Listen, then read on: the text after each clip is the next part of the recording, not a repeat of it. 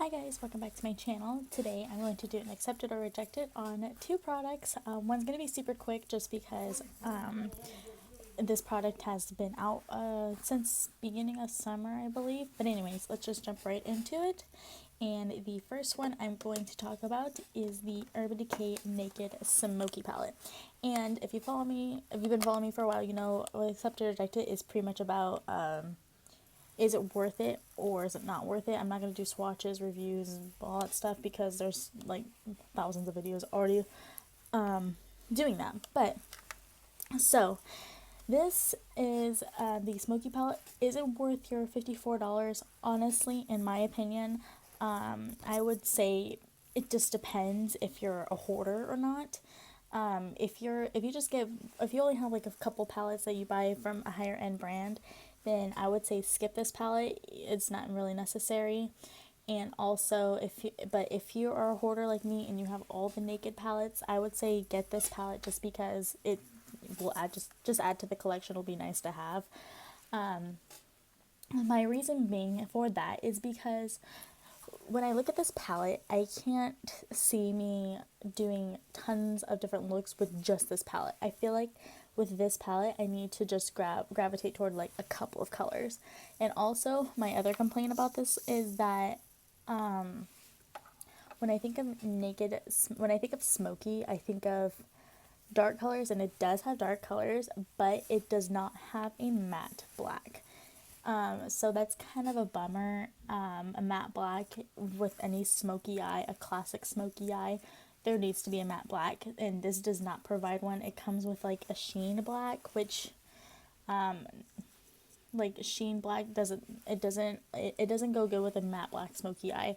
I mean, you can use that on the outer V, but it's not going to give you the most definition. It's it's not going to give you the most depth in the smoky eye. And also, it's just like they don't have really good transition shades. There's these two, but these don't work for every skin type like the other ones.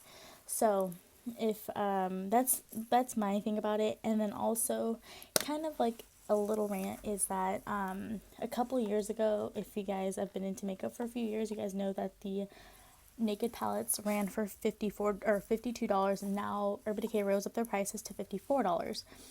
They all come with brushes. The original one does come with a single-sided brush, but the other three, come with double-sided brushes. And the first one came with a deluxe sample size of the primer potion. The second one did come with a lip gloss. The third one came with samples of all, not deluxe sample sizes, but just samples of all the primer potions. I can't remember what this came with. It might have been just like little tiny samples of lip glosses or something, but I can't remember, or lipsticks.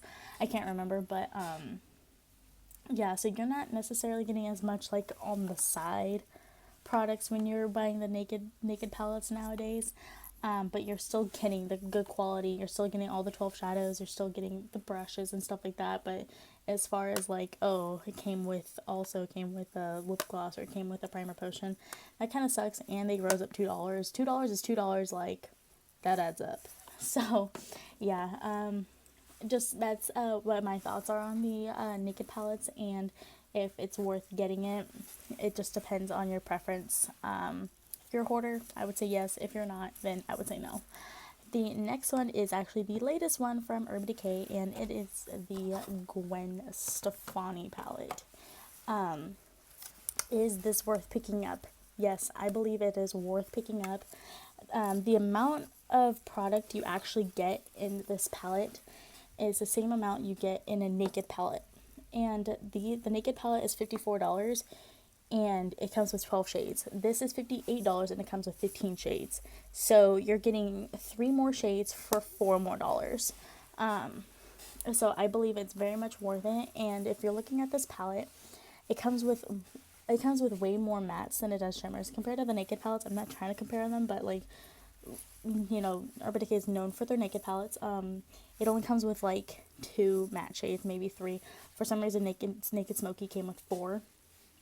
But anyways, this comes with a lot more. It comes with 5, I believe, and a couple of them are satin. They're not necessarily like the shimmeriest. Like this one isn't very shimmery. It can almost pass as a matte. I think it is a matte, honestly, but this one can almost pass as a matte. But anyways, the quality of these shadows are the same as any other Urban Decay ones. They're very opaque, very pigmented. You're gonna get a very good color payoff in these palettes. So this is worth picking up, I believe, and the palette is very sturdy. Like with this, I can take it just this for a weekend and I'll be good. Compared to like Naked Smokey, I can't take this for a weekend and I'll be good. I can't like think of a color on top of my, or think of a look on top of my head using this. I would just, pretty much with this palette, I'm just going to gravitate toward like one shade and that's it, and I'm going to have to jump from palette to palette. And I don't like jumping from palette to palette. Like when I think of a good eyeshadow palette, it's like I can create a whole look with this palette. I can create a variety of looks with this palette.